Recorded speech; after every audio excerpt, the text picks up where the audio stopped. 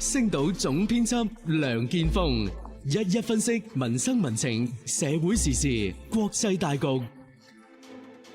星島中文電台總編輯時間，逢星期四朝早9點到10點半，星電視同步現場直播。好啦，又嚟到我哋星期四星島總編輯時間嘅節目時段啦。咁每個星期呢個時段裏邊呢，我哋會請到星島報美西版嘅社長同埋總編輯梁建峰先生，同大家講講今個星期咧大家關注嘅話題嘅。梁總早晨。Ken 早晨，各位聽眾朋友大家好，多謝響海外地區睇我哋節目嘅朋友，多謝晒你哋，無論你係響亞洲地區也好，歐洲、澳洲都好，多謝晒你哋嘅支持，多謝。冇錯，咁當然亦都多謝一啲嘅網友咧，已經率先咧就喺我哋嘅直播室係贊助我哋嘅，分別有 Johnny Chan 啦、Winnie San 同埋呢個嘅 Link Stella 嘅，多謝你哋嘅贊助嚇。你話海外環嘅根在哪係我哋今日嘅呢個節目嘅主題啦。咁其實都係我哋星島日報88週年都見證住呢個，特別喺海外美西版都有40幾年啦，係啊，50幾年啦，係啦。咁所以我哋即係咁多年係見證住時代嘅變遷噶嘛。咁其實今日呢個主題，我相信梁總係有好多嘢想同大家分享喎。因為呢個主題非常之大啊，海外環嘅根喺邊度？點解喺度會定咗呢個題目呢？琴晚喺度一路思考，我哋呢個禮拜可以同大家一齊傾啲咩嘅話題。咁最近嘅話題有咩嘢呢？咁比較新鮮一啲嘅，當然就係台灣嘅立法院嘅院長呢個韓國瑜咁帶住跨黨派3個黨派啦，咁國民黨、民進黨同埋民眾黨3黨聯合嘅一個訪問團呢，係嚟到應呢個美國眾議院嘅邀請，各位邀請過嚟咗訪問，而家仲喺華府嗰度。咁呢一個嘅訪問呢，都事前呢，大家好多人嚟同鄭麗文啱啱結束冇耐嘅訪問嚟去對比，咁呢個係一個新嘅事，咁我哋可以講嗰個，但係我覺得單講嗰個咧，好似嗰個意義唔係純粹話，講下去韓國瑜嚟到係點樣到台灣政治，我諗我哋可以講嘅嘢仲多一啲，然後咧最近有一套戲叫做給阿媽的情書，給阿媽的情書係給阿媽嘅情書。咁呢套電影咧就新聞好多，咁就話用咗1000幾萬嘅製作，1400萬。但係咧我個收益而家係幾多話？27億，27啊，過咗啦，係咪？27億嘅票房，咁即係錢方面商業經營方面係大賺啦。我諗呢個大賺嘅背後原因就係因為佢受歡迎，但係亦都引起咗一啲嘅政治嘅爭議，特別喺新加坡度。新加坡甚至要發動公開輿論嚟到批評即係話你嚟統戰即係動搖我新加坡嘅民心咁上下嘅意思。咁呢個引起一個就係海外華人身份嘅認同嘅問題。再加上而家台灣好似韓國瑜嚟到美國訪問國民黨嘅路線。呢個鄭麗文被一啲尤其是民進黨啦、綠營咧就批評佢係親中咁樣。我哋去喺嗰度綜合我哋睇呢啲新聞嘅時候咧，我會喺度諗一樣嘢。我哋今日嘅華人究竟了唔了解自己身處緊一個咩嘅角色位置喺嗰度？我哋應該係點樣睇自己？尤其是我哋喺眾多嘅以億計嘅海外華人裏邊，你唔單止係話喺中國本土有14億嘅，海外都好多華人。咁我亦都睇咗一啲嘅節目你有啲講，尤其是響2019之後，咁英國推出呢個所謂 BNO 嘅移民呢啲咁嘅政策。咁一大批嘅香港人亦都去咗英國，咁喺英國有唔同嘅生活，有唔同嘅嘢，咁有呢啲咁嘅節目我都有睇咗。咁綜合嚟去諗嘅時候，我就話，究竟我哋華人了唔了解我哋今日作為一個華人，或者作為我哋喺呢個文化種族做定義上邊嘅中國人？我哋知唔知道我哋面對緊一個咩嘅世界環境？我哋今日身處嘅位置係響邊度？我哋嘅思維認知有冇跟得上呢個世界正在改變呢？我響好多年前我諗應該有10多年前睇咗一本嘅書，呢個係一個英國嘅學者，佢而家就都幾威水嘅，因為佢預言成功。佢就講當中國統治世界的時候，哇！佢寫一本咁嘅書，個名然後裏邊咧就有話6個方面、6個層面，佢講話6個支柱就決定咗我中國將會係喺未來世界裏邊係一個主導嘅地位。咁呢本書10幾20年前寫㗎啦，已經咁嗰陣睇到哇，都係覺得好有識見呢個。咁而家證明晒佢嘅判斷啦，或者佢對中國嘅認知係啱，一個英國學者。所以我嗰陣講嘅時候冇人相信，覺得呢啲即係太親中派，太樂觀去睇。但係而家睇上嚟真係咁樣走緊一條路。咁我哋華人應該係點樣樣呢？特別我哋有好多有個網上嘅名稱，我哋叫恨國黨又唔係國民黨，又唔係共產黨，又唔係咩黨，總之恨中國黨。呢個呢就係所有中國嘅佢都要恨嘅。咁我哋發覺喺呢個網絡平台上邊，如果有簡約嘅，你講兩派嘅意見，一個就係所謂親中，一個就係仇中，兩類嘅評論評論員嚟講，邊一啲能夠更快迅速嘅冒起，甚至經營得相當好，賺到大錢嘅呢？我發覺通常係我啲仇中反中我啲喎，咁所以呢個群體係幾龐大嘅，我市場都幾大嘅，點解會有啲咁嘅現象呢？所以今日想同大家一齊去思考一下。嗱，我哋稍微去廣告先啦，最後翻嚟咧，我哋帶住個問題呢，就去了解到啦今日呢個主題。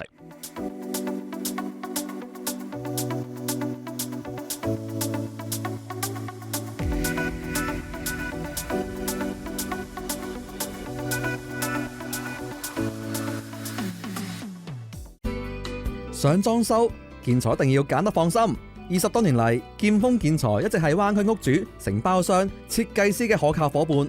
我哋有齊晒建築同埋裝修材料、櫥櫃、衣櫃、歐洲磚、地板、廚房家電、石材、高級品牌嘅浴室材料等等，建材齊全，存貨充足，即買即取。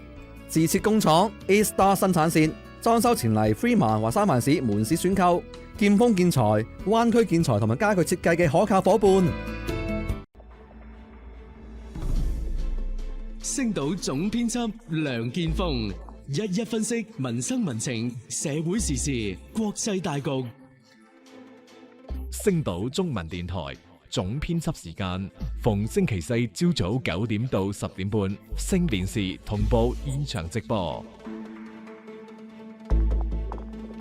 好啦，翻嚟第二節嘅呢個總編輯時間啦。我哋今日嘅主題呢，就係海外環嘅根喺邊度。咁啊，上一節尾聲梁總亦都提到咗一啲嘅現象啦，即係譬如話親中嘅一啲媒體或者反中嘅一啲媒體又好，或者網絡上面一啲嘅評論都好啦，反而好似話反中仇中嗰啲嘅即係收入好似收看率又好似好高咁樣。因為我自己有時候落不落都會刷到一啲嘢，都見到佢哋個 view 數係真係幾高下嘅。咁點解會造成咁樣嘅現象咧？梁總，你有冇即係可以同大家深入咁去探討下？其實呢，我哋係華人嚇，我都話喺呢個民族同埋文化上邊，我哋中國人，我哋唔講法理上法理上嘅我哋嘅國籍可以好多樣，就好似我哋呢個節目嘅觀眾朋友咁樣，你有喺美國嘅，有香港嘅、澳門嘅、紐西蘭嘅、英國嘅、加拿大嘅，係嘛？澳洲嘅有好多。咁可能我哋呢啲朋友裏邊好多已經都攞咗當地嘅護照，所以喺個法理上戶籍法上邊呢，國籍法上邊呢，我哋都係嗰個國家嘅人，但係我哋仲係使用緊中文，我哋嘅文化、我哋嘅生活、我哋嘅思維、我哋嘅價值，我哋甚至飲食習慣，我哋過嘅節慶日都仲係濃烈嘅即係我哋呢個中國文化印記係喺嗰度。所以我哋講華人嘅時候呢，華人其實係一個好特別嘅文化，一個咁嘅民族，一個咁嘅群體嚟嘅。但係好可惜，過去響呢個200年前呢個清朝中葉開始以後，當我哋遇到西方以掠奪、武力殖民為主軸嘅呢一種嘅文化入侵嘅時候，當時嘅中國嘅應對嘅能力係缺乏，思維跟唔上，以致中國受到重創。而當時嘅中國文化喺滿清嘅時期，亦都係我哋如果睇上下中國文化呢幾千年裏邊，亦都係比較一個固步自封同埋比較薄弱一個時期。因為滿洲人為咗要統治漢人為絕大多數嘅呢個咁嘅中國土地嘅時候，採用咗一種奴化嘅統治方式。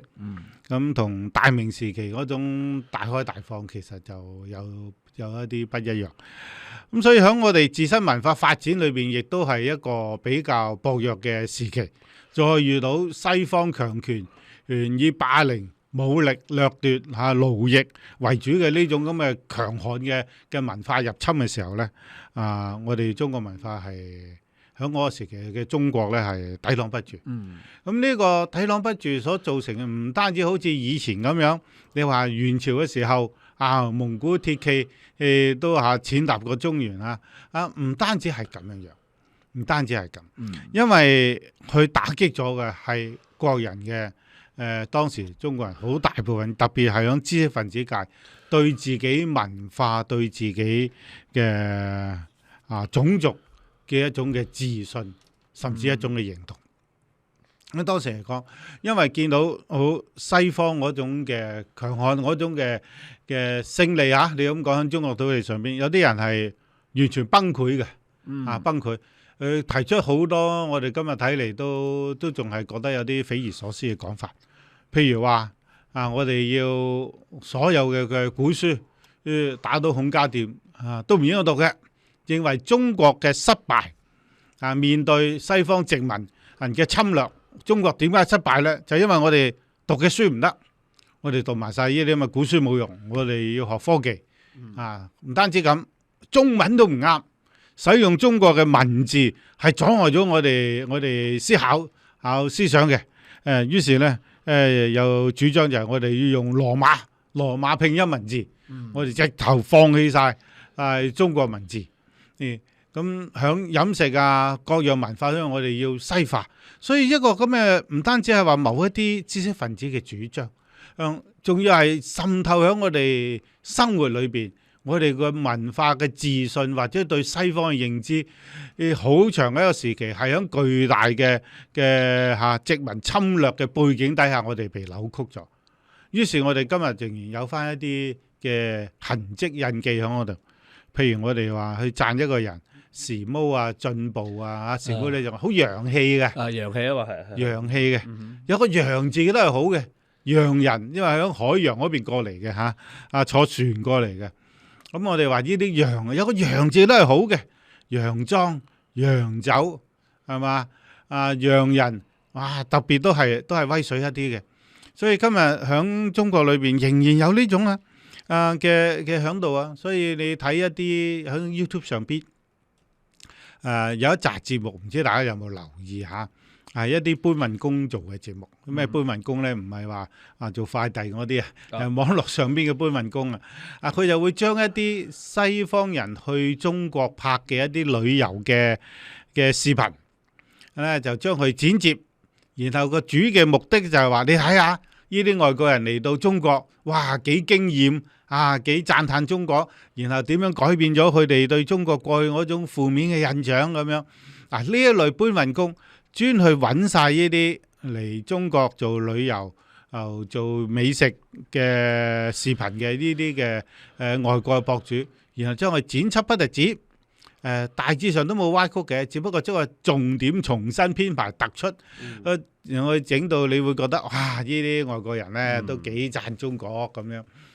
我唔係話佢完全會去歪曲錯得晒，而係我係睇呢種背後嘅心理，就係覺得我哋有洋人嘅肯定呢，我哋個膽都壯一啲嘅。即係好似人哋講話夜行吹哨咁樣。對於呢啲節目呢，原裝嗰啲我都會睇，但係對於啲搬運包裝，然後喺度講話睇下佢哋改變晒佢哋咁樣之類呢一啲嘅時候，我真係覺得唔應該做呢啲嘢。點解我哋需要洋人嚟到肯定我哋就覺得高一級？如果今日係一個華人嘅博客去到中國介紹中國嘅美食，點解我哋唔會特別將佢剪輯嚟到做一個呢？我哋認為洋人睇起我哋誇讚我哋嗰個份量係重啲嘅。點解呢？點解呢？所以有啲嘅外國人去到中國，尤其是做旅遊博客㗎、美食博客嗰啲，佢又見到一種好特別嘅現象，佢就話：哎呀，中國人好友善嘅，好中意同我哋影相㗎。我哋又唔係明星呢啲嚇，但係去到法國咧，行出去街頭，好多中國人會自動親親可唔可以同你影相啊？咁樣笑得好開心。我以前都講過呢種嘅現象。你話好啊，表示中國人友善啦。咁點解呢？你背後嘅原因，你諗下點解喺街度哇見到個白人，嘿，我哋同佢影咗相先，翻俾朋友睇。哎呀，我同個老番影嗰張相啊，咁樣發落朋友圈。點解呢種咩心理？我哋係被壓迫底下，被侵略底下，我哋嘅價值觀扭曲晒好多嘅嘢。再加上喺呢個時期又出現咗一個咩嘢事啊？就出現咗一個大量嘅海外移民潮啊！你真正嘅移民潮就係響清朝開始。你話我哋中國人好早已經去南洋去咩去經商嘅生活係有，就係真正大規模衝向海外嘅就係響清朝。你話好多係因為咩原因啊？唔係因為去旅遊啊，係因為我哋揾唔到食嘅響中國。就要賣豬仔。係啊，太窮啊，無以為生，所以漂洋過海冇風險噶，好多未去到目的地就死喺海上邊噶，死喺船上邊噶。咁點解都要咁樣做呢？迫於無奈。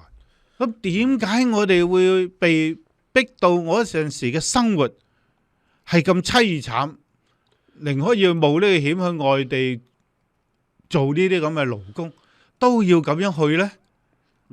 點解喺中國土地上邊我哋生活唔落去呢？我哋唔係講話乾隆康熙，我哋唔好計呢啲種族嘅問題啊，所謂係滿洲人統治漢人定係乜嘢？但係我哋講當時成個中國嘅時候，喂，乾隆康熙係盛世嚟嘅，甚至嘉慶年代都唔差嘅。點解我哋會到咁嘅地步？我哋自己中國人，我哋都係3-4億中國人啫。揾唔到食嘅咧，點解咧？嗱，我哋帶住呢個思考啊，繼續去廣告先，最後翻嚟繼續我哋話題。想裝修建材一定要揀得放心。20多年嚟，劍鋒建材一直係灣區屋主、承包商、設計師嘅可靠伙伴。我哋有齊晒建築同埋裝修材料、櫥櫃、衣櫃、歐洲磚、地板、廚房家電、石材、高級品牌嘅浴室材料等等，建材齊全，存貨充足，即買即取。自設工廠 A Star 生產線。裝修前嚟 Freeman 或三藩市門市選購，劍鋒建材、灣區建材同埋家具設計嘅可靠伙伴。星島總編輯梁建峰一一分析民生民情、社會時事、國際大局。星島中文電台總編輯時間逢星期四朝早9點到10點半，星電視同步現場直播。好啦，翻到嚟呢個第3節嘅總編輯時間，繼續等梁總講啦。我哋上一節尾聲講到啦，即係有啲歷史嘅因素啦，喺清朝後期咧發生咗好多一啲即係海外華工啊，甚至乎我哋都即係俗稱賣豬仔嘅事件。因為中國人揾唔到食啦，嗰個比較慘嘅年代啦嚇，而家諗起都比較悲壯啲。咁所以好多揾唔到食啦，咁啊引發咗可能呢個民族嘅呢個自豪感係冇咗，係咪梁總？喺嗰個年代。我哋面對西方文明科技呢啲科技唔係好友善咁嚟同我哋分享佢哋靠住佢哋嘅武器壓迫，然後掠奪我哋嘅資源，奴役我哋嘅人根本係嚟搶掠中國嘅財富。咁樣殖民侵略底下，中國嘅民不聊生，響清中葉以後開始走向下坡。甚至走向瀕臨亡國嘅邊緣，所以孫中山先生出嚟先至話要救國救呢個民族。所以呢個簡單嚟到講咧，嗰個嘅成因就係殖民侵略，就係殖民主義，而令到中國急速嘅衰敗甚至資源向海外流失我哋白銀換嚟嘅係鴉片，英國人。響印度種嘅鴉片，一箱一箱運過嚟，運走咗中國嘅白銀。所以我哋要知道嗰個根源啊，喺嗰個年代我哋逼到我哋華人要真係投奔怒海嚇，走向海外。所以呢個係殖民侵略嘅直接原因嚟嘅。咁跟住講翻落嚟，我哋而家有一套電影叫做《阿媽給阿媽的情書》。阿嫲係嘛？如果廣東話，阿媽阿媽呢個字嘅正音啊，正音。OK。呢一套戲咧就我哋喺呢邊未睇到。本來咧原定嗰個上映日期咧應該係26號啊，626但係而家就因為要話遷就呢個紐約電影節啊，將呢套電影咧擺咗喺紐約電影節裏邊咧作為一個壓軸嘅電影啊，所以變咗咧嗰個影期咧而家就會再推遲一啲。據聞入親去睇都喊喎，我唔知啊嚇，我冇睇過，所以你話要評論呢套戲咧就完全無從去評論。但係從呢套戲所有人哋敘述嘅一啲嘅劇情啦，故事嘅大綱啦，同埋佢引起嘅一啲嘅政治爭議咧。我係想呢度講下，華人喺呢度呢套戲最感人嘅就係話講下我哋尤其是喺海外地方，喺東南亞，呢個戲以東南亞為背景啦。咁裏邊講有一樣嘢講嘅就係叫做僑批啊。僑批係咩嘢咧？就係當時華人出咗去啦，打工啦，但係佢嘅心其實都喺中國。有朝一日佢都係仍然想落葉歸根嘅。其實呢一代人包括咩咧？呢一代人亦都包括咗我屋企。講我阿爺亦都係幾歲就去咗菲律賓，跟啲細叔伯喺嗰度謀生活然後到結婚年齡嘅時候就翻嚟中國娶老婆就生兒育女，然後又翻去菲律賓。所以係有一個咁，我諗我哋響嗰個年代或者我哋今日嘅環裏邊，我哋講我哋嘅上兩代嘅時候，都好多啲咁嘅故事因為我哋廣東人、福建沿海大量一大批係咁嘅翻嚟，所以我哋今日有所謂僑鄉嗰啲咁樣五邑呢啲。所以我有時有咩叫僑批？當然啲向海外謀生嘅人咧，佢要寄翻一啲錢寄翻去支持家鄉家人嗰個生活，佢嘅父母也好，妻兒也好，咁佢就喺呢啲書信裏邊、家書裏邊咧，亦都夾一啲嘅錢翻去寄翻去，咁呢啲係叫僑批。咁裏邊呢啲嘅呢個戲我唔知佢大綱，我又無從劇透想劇透都唔得，只不過佢係呢個故事就以一個咁嘅作為一種背景啦。咁呢個故事本身係點解呢個講呢個情節會係咁強大引起共鳴呢？就係因為今日我哋海外華人裏邊太多呢啲人，我哋就好似我如果數翻阿爺過嚟，我啲未第三代啦嘛，係嘛？但係當我睇呢啲戲嘅時候，我能唔能夠理解到呢啲故事嘅背景？我可以理解到，因為直接就係咁啦。過去我阿爺寫翻嚟嘅信裏邊係有呢個。夾住呢啲嘅所謂都有我都見過呢啲所謂嘅僑批，所以呢度係捉起好多人嘅感情，但係去到新加坡咧就觸礁啊！新加坡就唔得，哇，好唔掂！點解唔掂咧？呢套戲就公開咧組織輿論咧要嚟批判，就話哇你中國人嚟我哋借呢套戲嚟到海外統戰。即係要海外嘅華人都會去認同翻自己係中國人，佢嘅統戰嘅意思係咁樣，所以新加坡咧就好緊張，亦都係表示咗一種我諗憤怒啊，應該係即係我哋新加坡人嚟噶，我哋唔係中國人嚟噶。咁包括而家嘅新嘅總理都係要強調，仲要教訓中國。對呢個日本侵華戰爭放低啦，唔好講啦咁樣，佢唔會去講新加坡當年俾日本佔領嘅時候殺害咗幾多以萬計嘅新加坡人，佢又唔講嗰啲好似忘記咗，直頭唔知道咁樣。所以新加坡點解呢套戲喺好多地方話感動咗好多嘅觀眾，好多嘅華人，因為我哋有可以有直接嘅聯繫喺嗰度。我唔知個故事係咪拍得好啦。如果故事拍得好好，電影技巧好嘅，可能你冇呢種嘅背景，你都會感動啦。但係我諗特別容易感動嘅，因為我哋太多華人有呢種背景啦。包括我哋而家心機聽我哋節目嘅朋友，響 YouTube 上面睇我哋節目嘅朋友。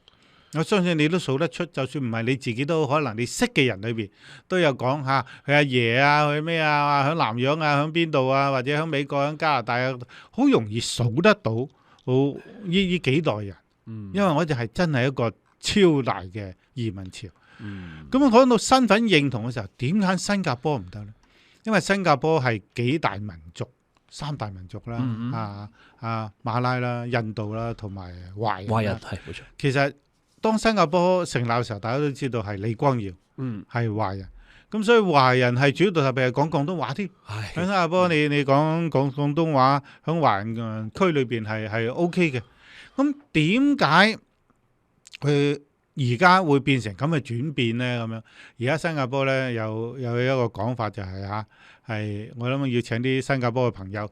特別有阿霍永強先生，係霍永強先生，學生下個星期會回歸啊，所以亦都可以請佢揾集節目嚟講一講嘅。其實就係有人講咧話新加坡而家極速嘅係印度化，印度化。OK， 本來以前係華人嘅文化咧，新加坡嚟講係主導嘅，主導地位嘅，因為喺個經濟與政治，特別喺政治上邊咧係華人做主，但係而家都係呢個李光耀到佢個仔李顯龍，而家交俾呢個黃循財都係華人，但係佢哋嘅意識形態顯然變得比較緊要一啲，唔再強調所謂華人背景，甚至有反華人背景。雖然係華人都好，但係而家係總理，但係佢係要撇清關係。嗱，我哋響呢度一個好奇妙一樣嘢，你話新加坡冇錯，佢係一個獨立國家。係俾馬來西亞逼出嚟噶嘛？嗰陣人哋硬分走你，唔要你啲中國人啊，趕晒你哋去嗰度，咁樣有個新加坡嚟噶嘛？係冇錯。所以你新加坡之所以出現好大嘅原因係因為華人啊，當時係馬來西亞係唔想啲華人影響佢哋國家嘅政治經濟，就將你擠咗你出去。所以你話如果呢個國家要走一種反華嘅路線，或者仇華嘅路線咧，如果未咁嚴重，我哋而家可以再降低啲，係一種厭惡華人文化嘅路線嘅話，我哋覺得有啲點兒嘅可悲啊。嗱，我哋稍微去廣告先啦，最後翻嚟繼續咧我哋嘅話題。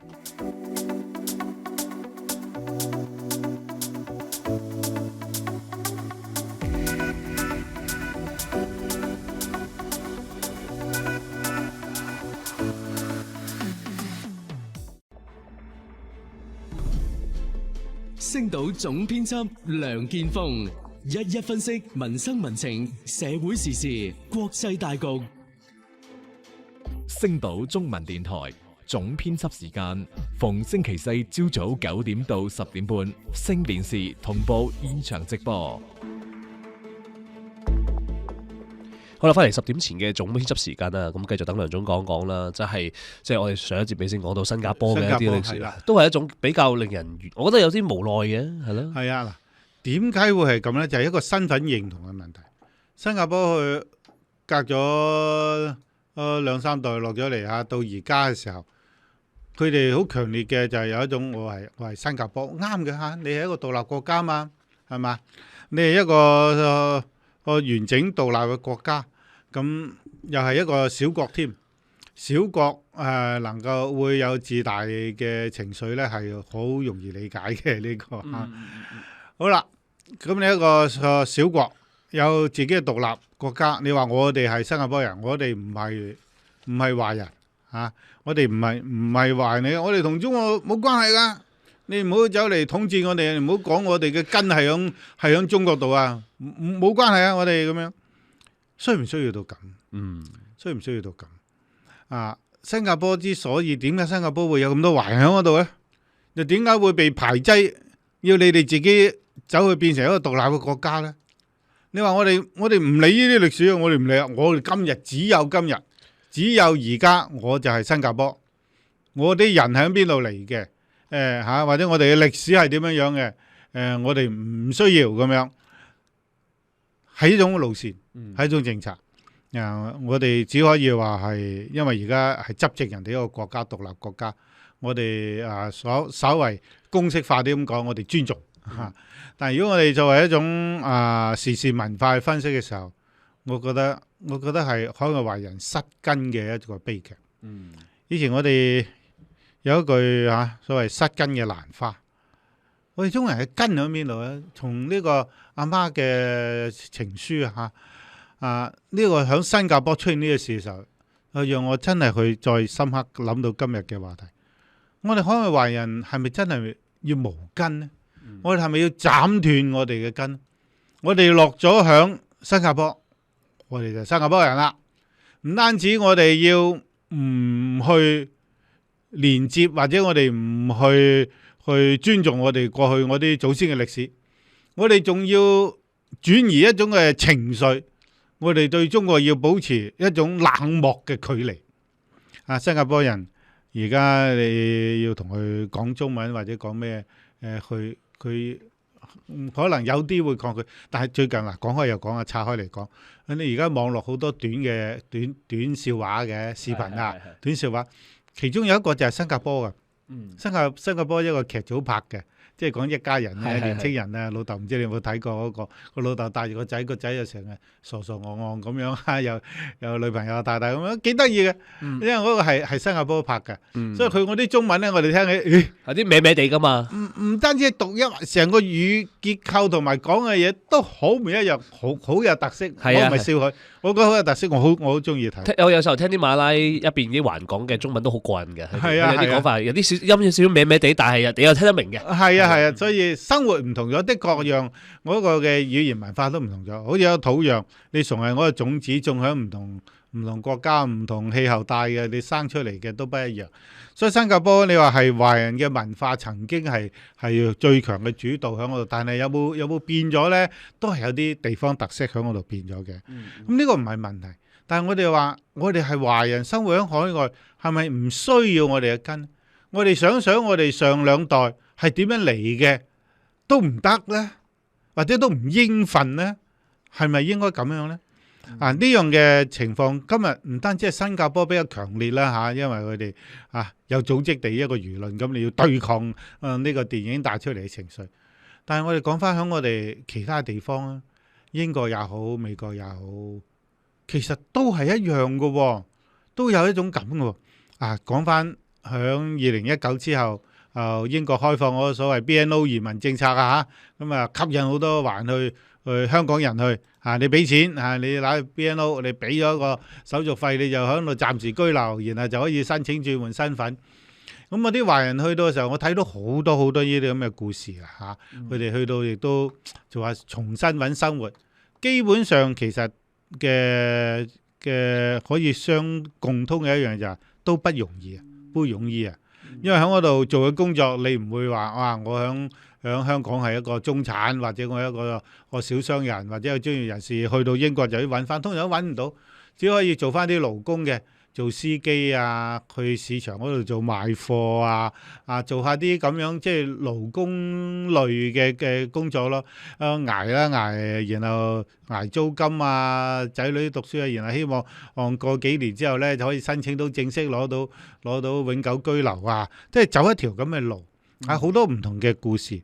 咁唔同嘅故事裏邊嘅時候，我見到佢哋有一樣嘢就係話，佢哋有啲會中意去點咧？去翻香港人聚居嘅地方，譬如去翻香港嘅茶餐廳，喺嗰度去翻嗰個地方係啦，去翻茶餐廳。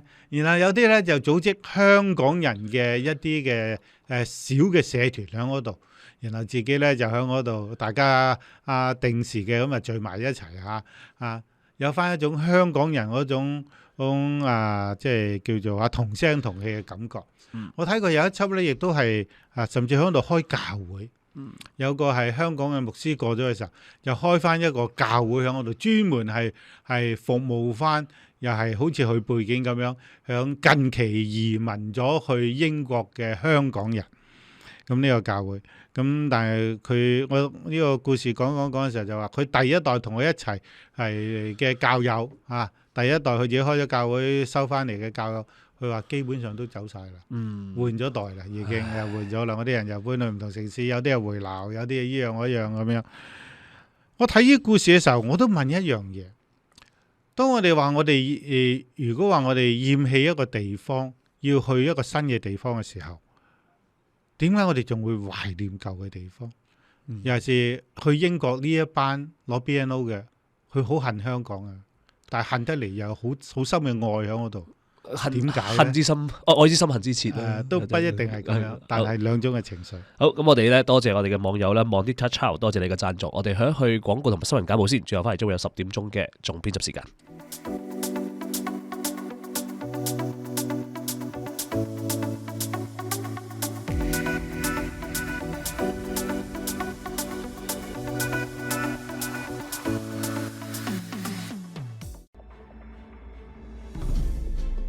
星島總編輯梁建峰一一分析民生民情、社會時事、國際大局。星島中文電台總編輯時間，逢星期四朝早9點到10點半，星電視同步現場直播。好啦，翻到嚟呢個10點鐘之後嘅總編輯時間啦，我哋繼續同梁總講我哋今日主題啦，海外華人嘅根喺邊度？咁我哋上一節尾先就講到一啲即係喺英國嘅香港人啦，佢哋面臨嘅問題，特別係攞 BNO 嗰啲咧，好似格格不入嗬，即係又翻唔到去香港。我覺得嗰個心態係點樣？即係佢要離開，梗係覺得在生活嘅地方有好多不如意或者不能接受嘅地方啊，佢想揾一個更好嘅生活嘅環境而離開啊！咁呢個我就講啊，我哋響清朝嘅時候啊，清末大量嘅移民就係因為真係生活所逼呢個係殖民侵略。咁而你話香港呢一批 BNO 嘅移民同殖民有冇關係呢？其實都係同殖民主義有關係，即係嗰種關係係冇咁直接，但係都係同殖民主義有關係。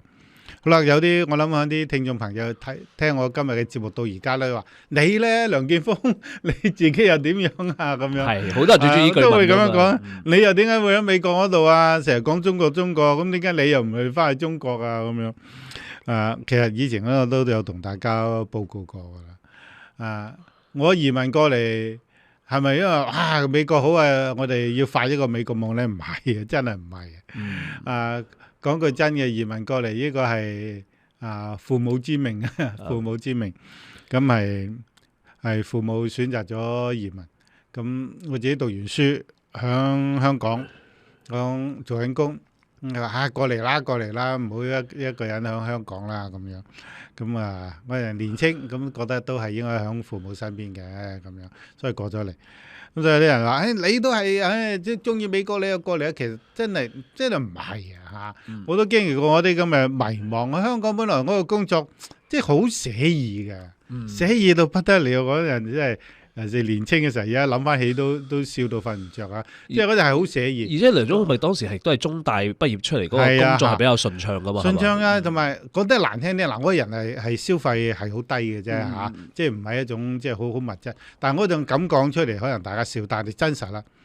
每個月係使唔晒㗎，我份，即係無論點樣食啊，點去我哋所謂玩，我哋中意打下遊戲機啦嚇，即係發覺又出糧㗎啦咁樣，即係好寫意嘅。咁嚟到美國係彷徨嘅，死啦，做乜嘢咧？呢個社會又唔知開頭嚟到見到三藩市，咚一聲下巴都跌咗落嚟，咁舊嘅。喺個街嗰度仲見到嗰啲咁嘅電線桿、嗰啲電纜桿一支支棟喺度嘅咁樣，所以係一個全新嘅生活。呢個唔好講我自己太多啦，我只係話好多人嘅移民係有唔同嘅背景，可能因為咁，我哋會更加去問就係，我哋需唔需要因為我哋移咗民之後就斬斷咗我哋嘅根？呢個係個人選擇，冇一定對與錯嘅。其實我同大家討論冇一定對與錯。有啲人選擇係斬斷嘅，嚟到咗之後或者我要我嘅下一代就係全講英文，全係美國人佢唔需要知道中國嘅嘢啦。因為我識得有一位而家響美國從政嘅一位朋友，佢係 ABC 喺呢度出世，咁佢中文唔識，唔好話睇啊，講啊都講唔到嘅，完全講唔到嘅。咁佢同我分享嘅時候呢，好多年前佢同我分享嘅時候，佢話點解會咁呢？就係因為佢父母移民嚟美國，佢父母係專業人士嚟㗎，係高知識分子嚟㗎。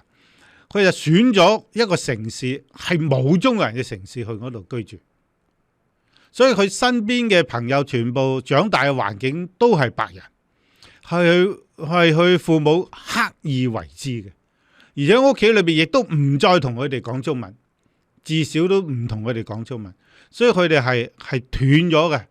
咁因為佢父母立咗個心，就係要佢哋做一個完完整整或者係200%嘅美國人。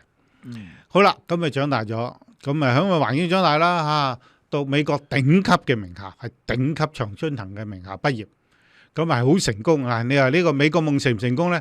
好成功。咁但係到佢要開始從政啊，有興趣從政嘅時候，係需要翻喺華人嘅城市裏邊啊，華人佔一定比例城市裏邊選舉嘅時候，佢要接觸翻好多華人嘅時候，死啦，一句都講唔出。雖然有一個中文名，但係佢一句都講唔到，於是就要學幾句應酬説話啦，用廣東話講，我係乜咁樣。而家都大家都知道，響三藩市灣區好多呢啲嘅政客咧，都識講幾句嘅嚇中文嘅。咁佢又係咁，但係作為一個華人嘅政治人物，同一個非華人嘅，佢講嘅中文有時仲要比我啲非華裔仲會少，所以個文化上邊我睇到佢觀察到佢嗰個轉變啦嚇。咁啊而家因為佢嘅太太亦都係一個華人，咁而家佢有一次同我講嘅時候，佢嘅小朋友講國語，佢嘅小朋友佢嘅仔講國語，同佢媽咪啲爸爸佢話佢嘅仔香港啲嘢唔俾佢知咧，就講國語同佢阿媽，佢完全聽唔到。咁所以佢而家話，我都要學翻多啲啊！我想講一樣咩嘢咧？一個文化嘅根，好多時唔係話我要斬咗佢，斬咗佢。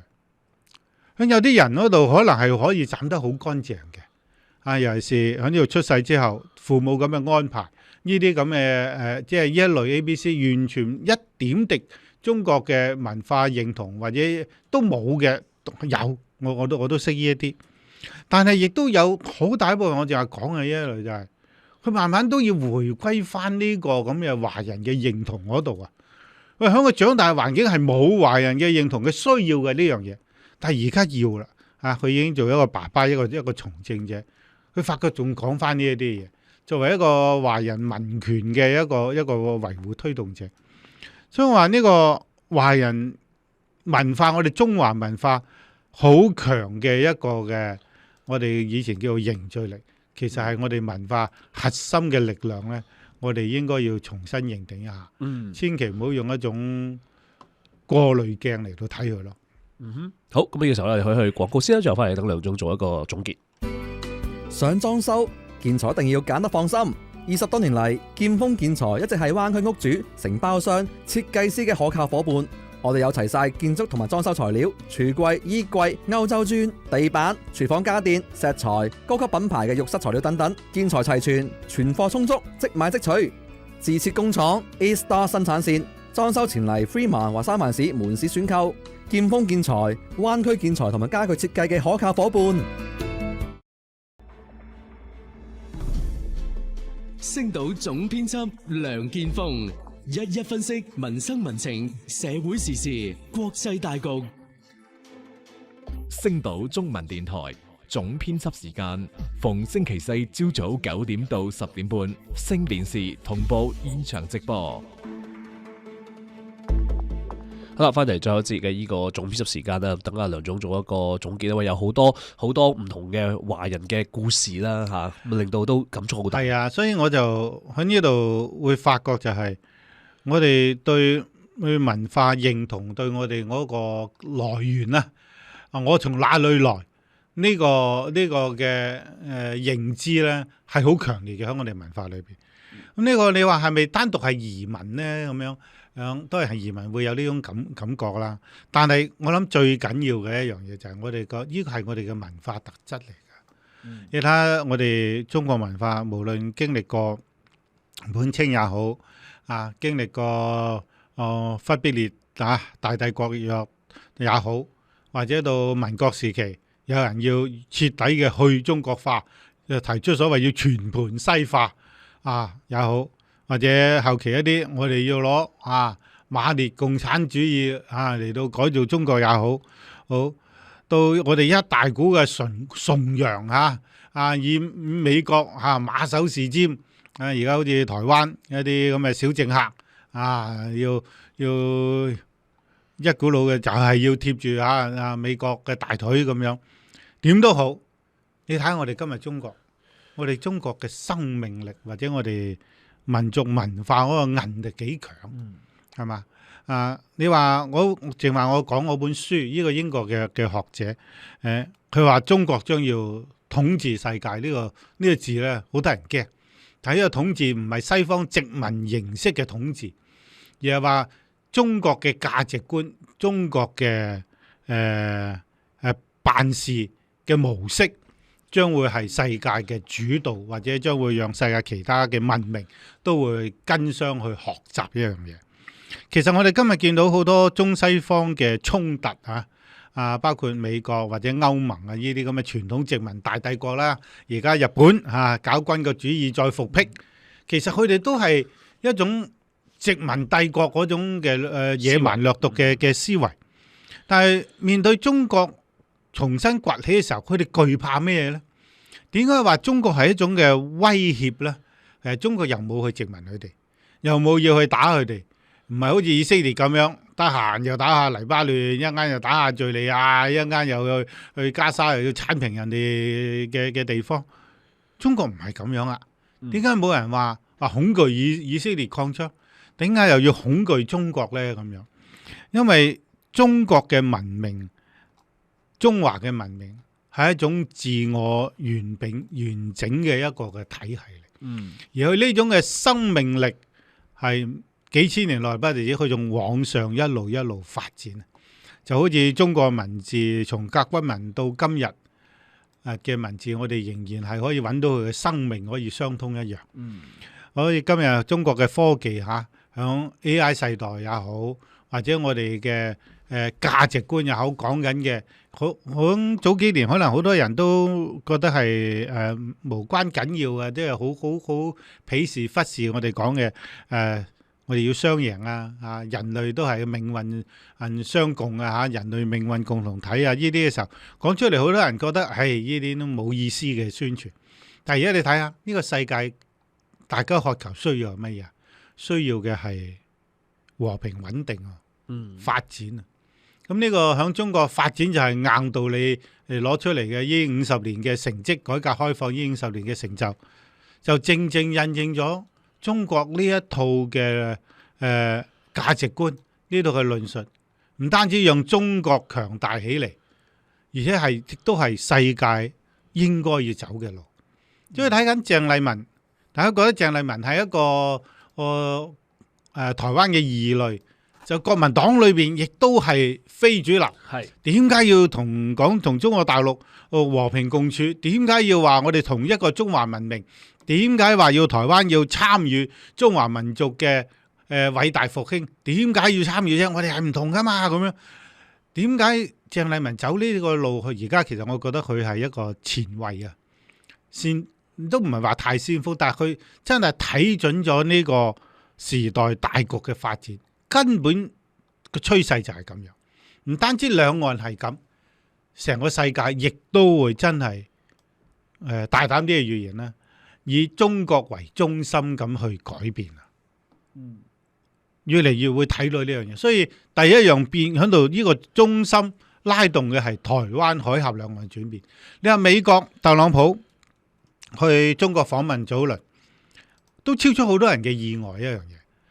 一個好乖嘅特朗普，乖到不得了，連講話咧都要寫好晒廣告，不斷嘅去排練嚇，好緊張。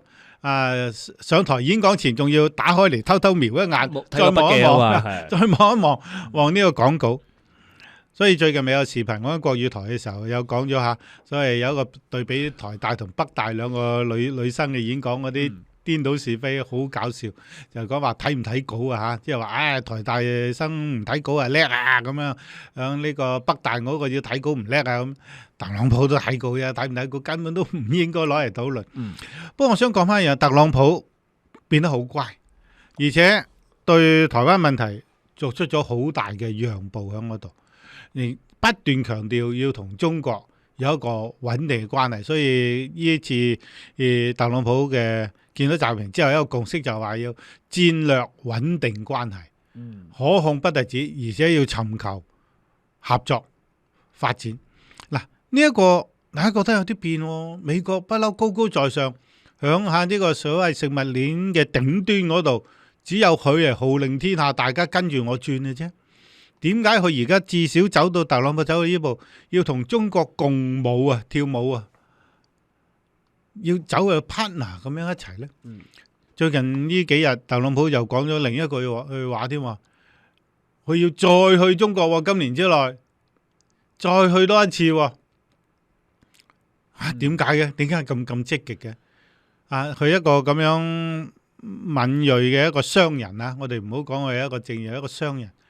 佢商人要成功，其實係唔離得開去關心政治嘅。如果一個商人完全唔理政治、唔理大細嘅話，係好難做得好成功咯。除非你淨係賣下咖啡啦嚇。所以特朗普一定係睇到一啲嘢，覺得要變。而呢個變呢，有冇會帶動到美國整體智庫也好，未來嘅政府啊都會變呢？至少喺特朗普在任呢幾年裏邊，會係咁樣樣，會跟住會變。所以美國風向都開始有啲變啦。同過去奧巴馬一直以嚟，就算特朗普第一任到拜登嗰種好鷹派我哋要努力壓制住中國，中國必須要打倒中國呢種嘅論調，呢種嘅講法喺美國開始轉變。咁鄭麗文嚟到美國啲智庫其實個個都揾佢嚟傾，揾佢傾嘅意思其實係乜嘢啊？即係話，嘿，點解你咁諗嘢嘅？大陸要嚟吞併你哋喎，你應該依賴美國去對抗中國大陸先啱喎。點解你講嘅走嘅和平路線呢？個個都係揾佢嚟傾，傾完之裏邊呢，其實又對佢嚟講都有好多所謂挑釁啊，即係覺得唔認同嘅喺裏邊。但係鄭麗文走咗嚟講咗啦呢一段。倒翻轉我睇翻韓國瑜我唔係睇到好多，因為韓國瑜響華盛頓，我哋都係從一啲新聞片從嗰度睇到，佢又係被邀過嚟一個客人，係官方嘅邀請，響國會裏邊，當佢同呢啲國會議員一個正式見面裏邊呢，佢有一個講話，我就睇咗佢嗰篇嘅講話，即係睇咗我嗰個視頻，裏邊不斷強調台灣對美國幾咁重要，大家係互相依賴、高度依賴嘅貿易夥伴。台灣亦都有好多嘅產品響美國大受歡迎諸如此類咁樣，係討好嘅説話嚟嘅。咁我哋亦唔需要去否定佢，因為作為一個高層次嘅訪問團，亦都係受邀過嚟，唔通你過到嚟講啲好難聽嘅説話咩？對住你嘅客人咧，當然係講呢啲啦。但係如果講話內容嘅意義層次嚟到講咧，明顯係要比鄭麗文低一啲。所以簡單嚟到講咧，就係整個嘅世界而家將會係環繞住中國嘅價值、中國嘅能力嚟到改變佢哋嘅思維。最唔想改嘅係歐盟美國喺度變緊，其實你覺得歐盟好古怪，係因為佢喺經濟上係俾美國出賣啦，已經係啦，做呢個小弟即係揸到乾晒啦，已經冇錯搞個烏克蘭戰爭嗰度，美國又賺錢佢哋就受苦講歐洲咁歐盟，但係又想走翻一條對抗中國嘅路又要限制你呢樣，唔賣你嗰樣。即係佢係甩唔到身拉唔到身，佢仲係嗰種自己殖民強權嗰種高高在上咁樣去睇扁咗我中國嗰種嘅心態，所以既唔想接受，但係現實又好似不能接受，所以嗰啲政策係左搖右擺，係互相矛盾。歐盟喺度掙扎啊！我而家整體成個歐洲面對住中國咧，係好有種悲涼咁喺度掙扎，想好似打拳咁樣嚇，明係中咗幾個重拳，累樣地啦，但係唔想瞓咗喺度，又想起身，但係起得兩步咧，又兜頭，又暈一暈，又累翻低，又想起。歐盟就係咁樣想面對中國，有冇咁嘅需要咧？咁樣，我覺得佢差唔到幾多。到轉頭啦，翻轉頭，我想講呢啲嘢就，呢啲都喺度而家發生緊嘅嘢嚟嘅。咁我哋華人點自處咧？特別我想講一啲恨國黨啊，好仇恨中國啲，我哋中國就係唔得。包括我講上話嗰兩個台大北大女生嗰個對比嘅視頻，都係一啲台灣嘅，我諗都係青料搞出嚟啊！我哋台大嗰啲幾好啊，唔使講稿嘅啊，講得幾輕鬆咁樣。即係我啲點解要去恨中國呢？甚至中國有稍為有一啲好都接受唔到，唔得，一定係假嘅。或者你淨係講嗰啲好，有乜好啊？佢仲有好多唔好嘅，你又唔講咁樣。每講中國嘅一樣好嘢，必須要講翻10樣中國唔好嘅嘢，咁先得嘅。咁樣咁點解我哋今日喺我哋嘅華人圈、我哋嘅輿論場裏邊，我哋仲存在呢種嘅心態？究竟有冇睇到中國嘅轉變㗎？好，今日嘅節目咧亦都嚟到尾聲啦。咁我哋同樣時間咧，下個星期四繼續會有總編輯時間嘅。多謝梁總。以上節目發表嘅言論純屬個人觀點，並不代表星島中文電台嘅立場。